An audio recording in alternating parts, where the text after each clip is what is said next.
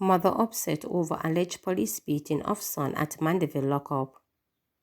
A mother is distraught after her son was allegedly beaten up by the police at the Mandeville lockup in Manchester on Thursday.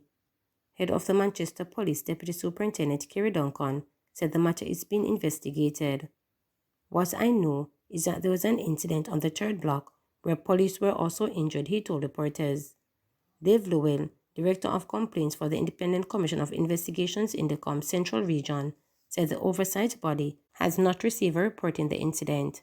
Heather Wilson said her 28-year-old son, Orlando Lee, who is charged with shooting, was remanded after attending court in Mandeville. According to Wilson, the information she received is that the police officer who allegedly physically assaulted her son had been making threats to him. She said she was told he wanted to pee, but they would not let him out. So another person was giving him a bottle to use from another cell, and that was when the police officer came to his cell and tell him to come out. She said her son had received injuries to one of his eye and his right hand. I think his left hand is in a sling, she stated. She said the incident has left her traumatized. I am feeling awful. I did not sleep last night. From morning I don't eat, she said. Wilson said Lee, the older of her two children, has been in remand for 2 years at the facility in St. Catherine. She said he was transferred because of the alleged discrimination he was facing in the Mandeville police lockup. Probes launched into death of detainee in Trelawney lockup. The police and the Independent Commission of Investigations are investigating the death of a detainee in a lockup in Trelawney on Thursday. The deceased has been identified as Wayne Mott, 52, from Hague in Trelawney. He was reportedly found unresponsive in his cell at the Falmouth Police lockup around 11 a.m. He was rushed to the Falmouth Public General Hospital where he was pronounced dead. 3 women injured in drive-by shooting ahead of Peace March. 3 women, 2 of them sisters, were shot and injured in a drive-by attack on Thursday evening in Rose Garden, Central Kingston, threatening to reverse the peace that residents of this vital and gang-riddled community had worked to maintain since January. The violent attack came 2 days ahead of a peace walk organized for the community, popularly referred to as spoilers by the United Nations Educational, Scientific and Cultural Organization UNESCO, Kingston Central Police, Yard Empire, and international non-government organization Heavenly Culture, World Peace, Restoration of Light. Head of the Kingston Central Police, Superintendent Beresford Williams, said he does not foresee Thursday shooting disrupting the peace that had existed in the community since the start of the year. There was a shooting incident, a car drove into the area, and men opened fire and the 3 women were shot and injured. We can't make predictions, but we're going to ensure that the peace we were enjoying in this space continues. This is the first incident since the 1st or 2nd of January, and it was a vehicle that came into the area and impacted the space. The citizens want peace, and together with the police, they are working, Williams stated. Saturday was supposed to be a peace day of a big march in this space led by UNESCO and some other stakeholders alongside the police. We will impact this space with a major march starting at 3 p.m., Williams stated. Since January, men who were once at violent odds with each other began to use the loved violence to make amends and even stage regular friendship football games as well as peace dance. On Thursday, the 3 women were shot at premises in close proximity to the intersection of James and Charles Street.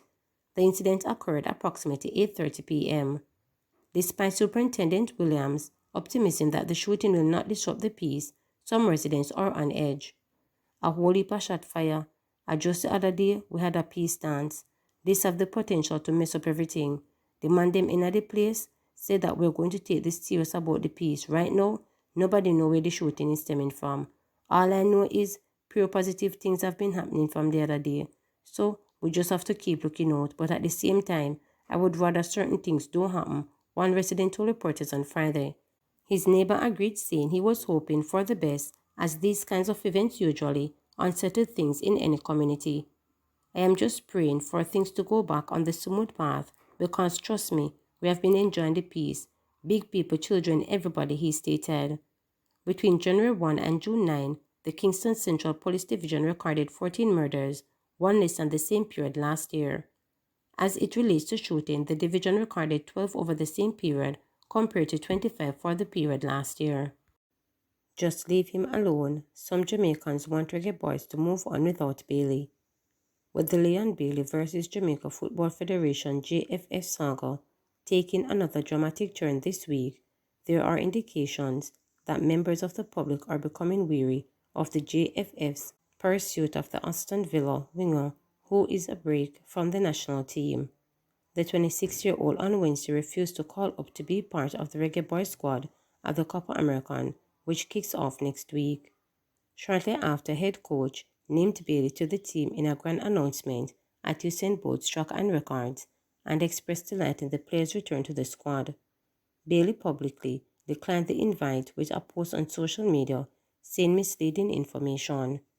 His agent, Craig Butler, said that despite meeting with the JFF over Bailey's possible inclusion, there was no promise made from him nor Bailey. The Phoenix Academy owner also reiterated that certain conditions need to be met for Bailey's return, including matters of security, travel arrangements, and accommodation. On Friday, reporters took to the streets of corporate area to get the views of public on the situation. Lawyers argues retrial of Vybz Kartel co-accused could be waste of scarce taxpayers' dollars. Attorney John Clark argued on Friday that pursuing a retrial of the Clive Lizard Williams murder case would be a waste of scarce taxpayers' money when there are hundreds of Jamaicans and other victims waiting their turn to have their matters heard in court.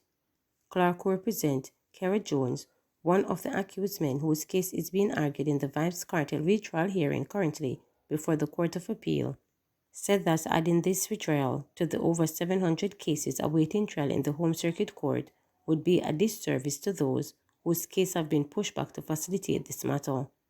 We're saying that retrials essentially should not be committed, as we have said it in the open court and you have heard on the basis of the time has expired so long.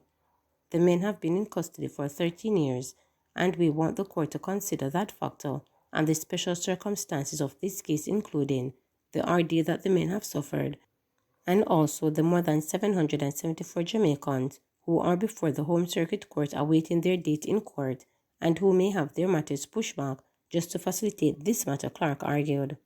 He was speaking to reporters on Friday after the conclusion of the fifth day in the scheduled 5-day hearing in the appeal matter involving incarcerated dancehall star Kartel, whose real name is Adidja Palmer, and his other murder accused, fellow DJ Sean Campbell and Andre St. John.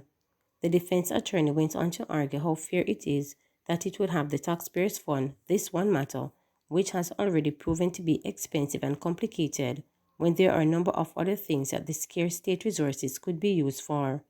Ultimately, I remember reading and hearing the stories of what happened in this country, whereby, because the state doesn't have enough money for ventilation, you have babies who are dying, and when you call the amount of Jamaicans who are still waiting for the day to have their trial, and the trials can't continue because of scarce resources in relation to courtroom and so on, and I want to recall the cause of the Court of Appeal has been making 4 years for resources to ensure that they can hear matters in a timely manner, Clark outlined. We say it's not fair for those persons, some of whom are in custody, to have their matter pushed back, and that sometimes, especially bearing in mind how complex this matter was and how expensive it would be for the taxpayers, that it is not fair that we, having considered all the factors, engage scarce state resources to deal with a situation like this, bearing in mind that it is the taxpayers who ultimately pay for everything, he continued. Vybz Kartel and his co-accused were convicted of the September 2011 murder of Clive Lizard Williams. The retrial hearing began on Monday and has been extended to next week, Tuesday. RSU reports 13% decrease in road deaths in May 2024.